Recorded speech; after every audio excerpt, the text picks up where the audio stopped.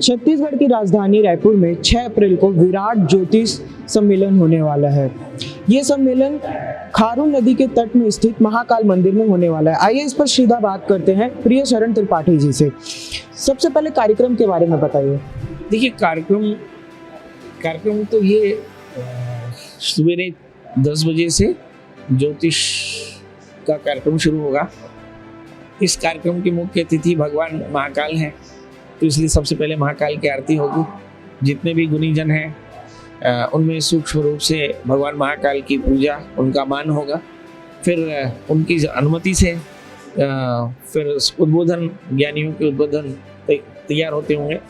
इसी समय पर जो ज्ञानी बोलकर उठेंगे, उनसे जिनको भी प्रश्न करना होगा, वो परामर्श का कार्यक्रम होगा। मीडिया के लिए 1-to-1 करने के लिए वहाँ पे एक अलग सा जगह होगी।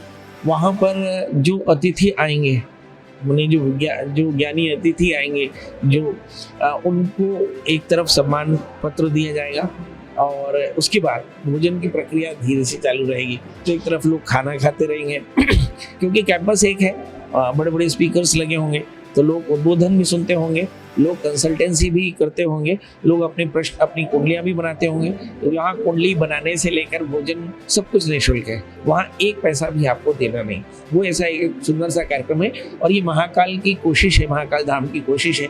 और हर 6 महीने में हम इस तरह के कार्यक्रम आयोजित करेंगे ताकि ज्योतिषियों का, वास्तुशास्त्रियों का एक कम्यून बनाया जा सके और एक विश्वसनीयता, एक रिसर्च, एक शोध और एक अवेयरनेस, पब्लिक में भी अवेयरनेस हो, ऐसी हमारी कोशिश है।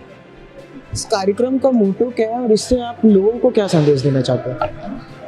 इस कार्यक्रम का मोटो है ज्योतिषियों का एक कम्यून बनाना, आम लोगों में ज्योतिष के प्रति अवेयरनेस पैदा करना, ज्योतिष के बहुत सारी भ्रांतियों से मुक्ति दिलाना और ज्योतिष के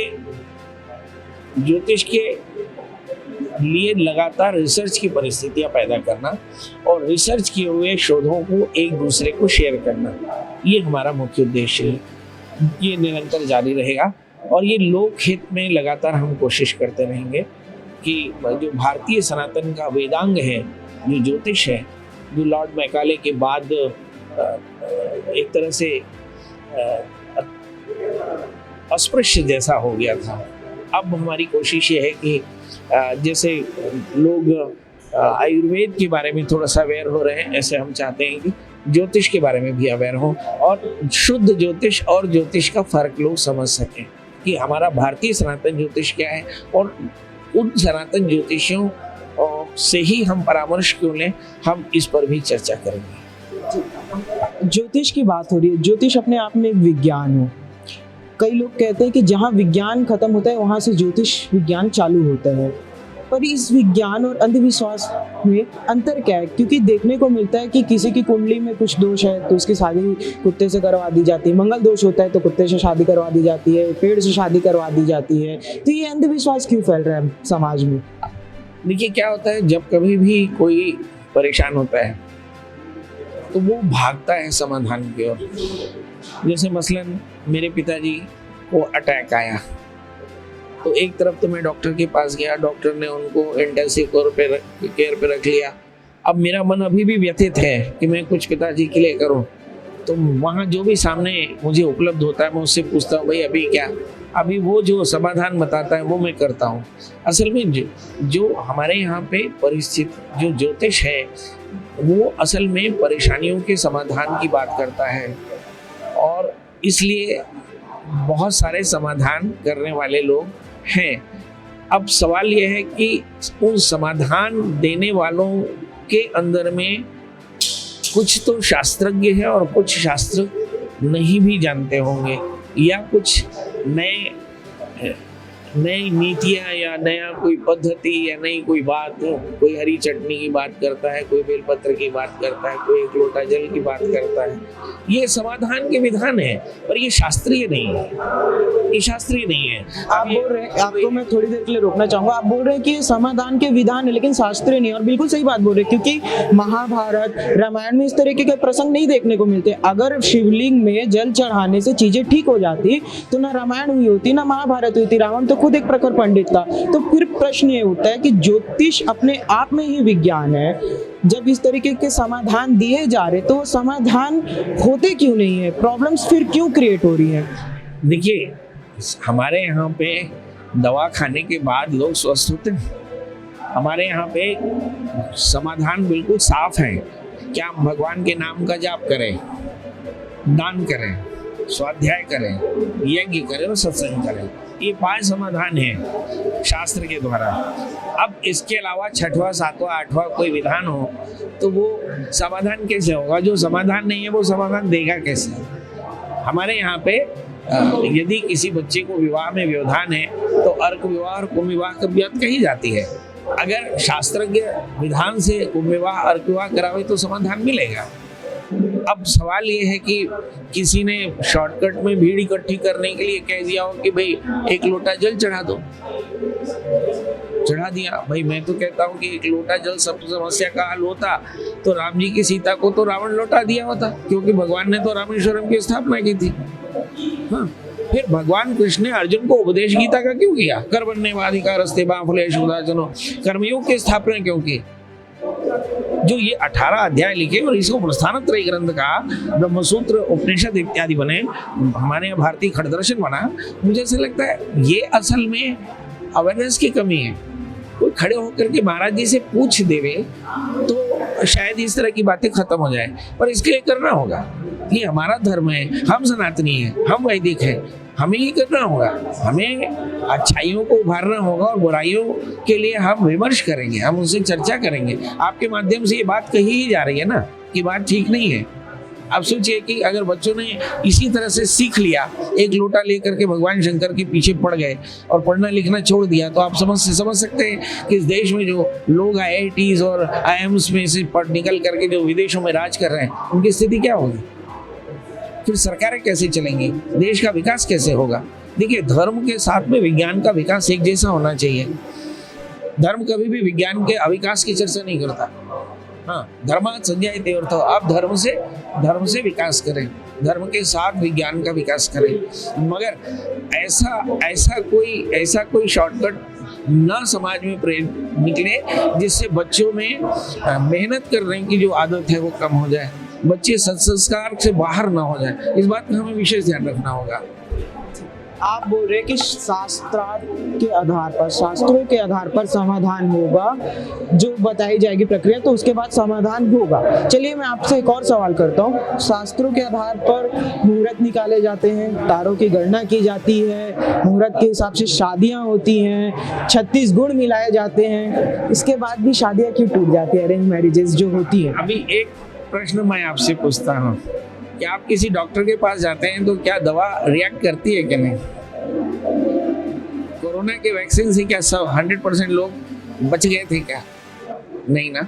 क्या होता है, विज्ञान या आध्यात्म या कोई भी दर्शन या कोई भी पैथी अपनी विश्वसनीयता की बात करती है, मगर वो एक्सेप्शंस को मानती है। यहाँ पर हम देखें कि जिन मुहूर्तों की आप चर्चा करते हैं, क्या वहाँ मुहूर्त में शादी हो रही है? पहला प्रश्न। दूसरा, जिन आचार्यों से आप जन्म कुंडलियां मिलवा रहे हैं, क्या वे आचार्य सांगोपांग इस बात को जानते हैं कि विवाह का मिलाप कैसे करना है? आप आचार्यों के ऊपर प्रश्न उठा रहे हैं। नहीं। मेरा एक और प्रश्न है। ठीक है, आप प्रश्न नहीं भी उठा रहे, लेकिन मेरे मन में एक प्रश्न आ रहा है। रामायण काल में जब भगवान राम का राज्याभिषेक होने वाला था, मुहूर्त तो उस समय भी निकलवाया गया होगा, बातें उस समय भी हुई होंगी, तो भगवान राम का जब राज्याभिषेक होने वाला था तो उन्हें वनवास कैसे मिल गया?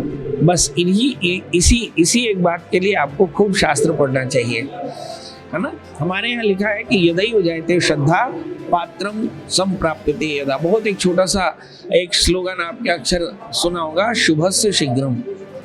जब कभी भी आपके मन में भगवान के दर्शन की इच्छा हो, वो सबसे शुभ समय है, जाके दर्शन कर लीजिए, है ना। पर आप बोलेंगे कि पूर्णिमा के दिन जब राहु काल समाप्त हो जाएगा जब मैं जाऊंगा, तो हो सकता है आपकी वो परिस्थितियां ना बने। तो मुहूर्त का होना और शुभ काल का होना दोनों में फर्क है। जिन मुहूर्तों की हम चर्चा करते हैं वे काल जनित है, और जिन शुभ काल की हम बात करते हैं वो शास्त्रजन्य है। इसलिए कभी भी याद रखिए कि जो हमारा शास्त्र बड़ा विशाल है, बहुत विशाल है ना। हम वशिष्ठ के मुहूर्त पर चर्चा कर रहे हैं। कभी हमें ये सोचना चाहिए कि वशिष्ठ से दशरथ ने क्या कहा होगा। आप तो पत्रकार हैं, आपने तो ढेर सारे शुभारंभ देखे होंगे। क्या किसी नेता ने विधिवत बैठ करके भूमि पूजन किया? क्या शुभ काल में भूमि पूजन किया? नहीं होता, उसके परिणाम आते हैं। तो उस तरह के परिणामों को हमें समझना होगा। ज्योतिष विज्ञान की बात हो रही है, साथ में वास्तु शास्त्र की भी बात करेंगे, और इस पे बात करेंगे हम शिखा पांडे मैम से। मैम, मेरा आपसे बस एक क्वेश्चन है। एक समाज में एक देखने को मिलता है कि दक्षिण दिशा, यहाँ पास कुछ भी काम नहीं करना है, यहाँ कुछ शुभ काम नहीं करना है। बट मैंने जितना पढ़ा है, मुझे ये पता चला कि हर दिशा से कुछ न कुछ ऊर्जा आती है, और हर व्यक्ति के अंदर भी ऊर्जा आती है। भगवान की बनाई हुई हर दिशा है, तो कोई एक दिशा इतनी नेगेटिव कैसे हो सकती है? देखो, वास्तु के हिसाब से हम यदि देखें तो उत्तर और पूर्व दिशा जो है सबसे अच्छी पॉजिटिव दिशा मानी जाती है, क्योंकि वहाँ से वाइब्रेशन अच्छी आती है, सूर्य का एनर्जी मिलता है। और दक्षिण और पश्चिम दिशा को हमेशा से ही ऐसा सोचा जाता है कि ये दिशा ठीक नहीं है, यहाँ बड़ी बड़ी खिड़कियाँ दरवाज़ा नहीं होना चाहिए, और यहाँ पर कोई भी व्यक्ति यदि रहता है तो उसको दक्षिण दिशा की निगेटिव एनर्जी मिलती है।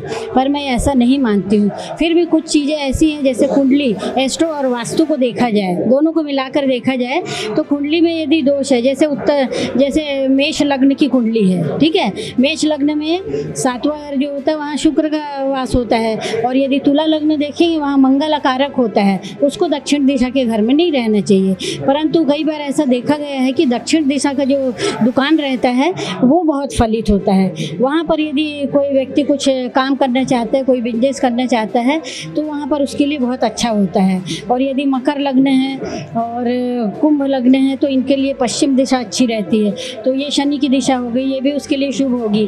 और इसी प्रकार मेष लग्न के लिए दक्षिण दिशा अच्छी हो जाती है। तो ऐसा मैं नहीं मानती हूँ कि दक्षिण दिशा खराब होती है, कि वहाँ पर ऐसा हो सकता है वैसा हो सकता है। वो तो कुंडली के हिसाब से हम देख सकते हैं कि उसका मंगल कैसा है। यदि मंगल अकारक है, मृत्यु कारक है, मारक है, और शनि मंगल के साथ है, तो वहाँ पर दक्षिण दिशा के लिए दोष रहता है। ये मैं आपको कहना चाहूँगी। तो अभी आपने सुना शिखा पांडे मैम का, जिनका कहना है कि कोई भी दिशा नेगेटिव नहीं होती है, बात होती है ऊर्जा की और किस राशि के लिए कौन सी दिशा अच्छी है, ये बात होती है। साथ ही हमने ज्योतिष विज्ञान के बारे में भी जाना, वास्तु शास्त्र के बारे में भी जाना, और कार्यक्रम के बारे में भी जाना। ऐसी ही खबरों के लिए बने रहिए हमारे साथ। कैमरामैन अरुण जंगेल के साथ मैं राघवेंद्र पांडे, स्वर्मा टाइम्स रायपुर।